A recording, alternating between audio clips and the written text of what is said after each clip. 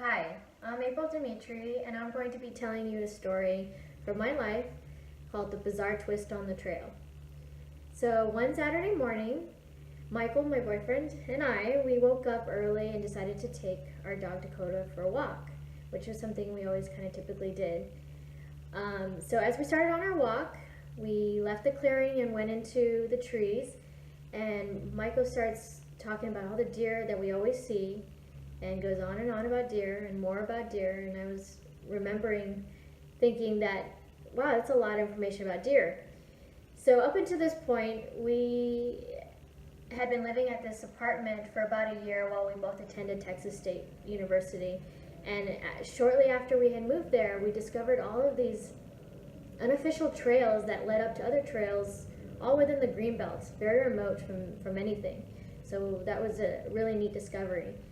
So going back to this Saturday morning, we had been walking on this trail for about 15 minutes, and Dakota was running up ahead, and we arrived at our expected split in the path that went right and left, two different directions. But on this morning, there was something really bizarre at the split. Sitting on the ground was this black, pristine leather satchel that was just sitting there, unmarked and totally unfamiliar to me. So quickly I kind of scan and look around and notice the density of the trees and start to think this is something we should not be walking up on. This is a wrong place, wrong time kind of scenario. I guess I watch way too many movies, but Michael's response was totally unexpected. He was more curious as to what this was. So I decide, I want to walk past. I don't want to be here.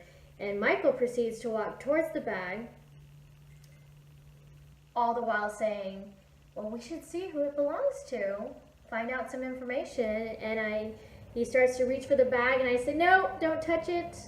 We don't need to be here. Let's go. Don't touch it.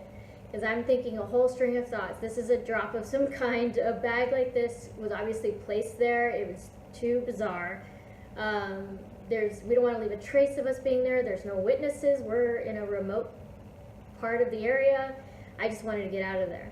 So desperately, Michael's trying to move this along. So he reaches for the bag.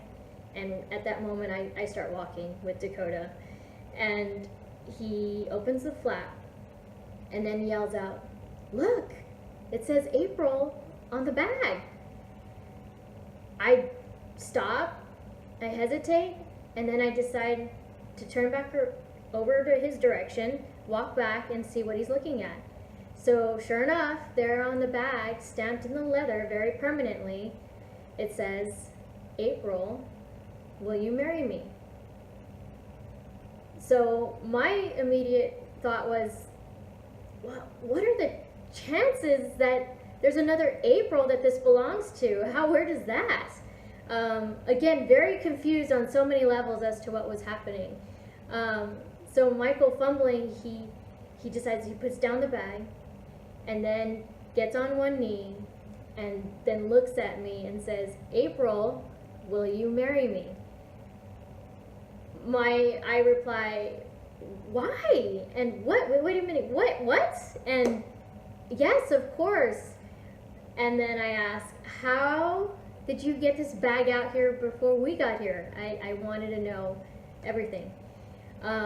So after all was said and done, we hugged and kissed, and Michael had told me he had a friend of ours go out really early in the morning and place this bag, and he was actually in the trees recording the event, which goes to show that this was a very wooded area. I didn't even see him.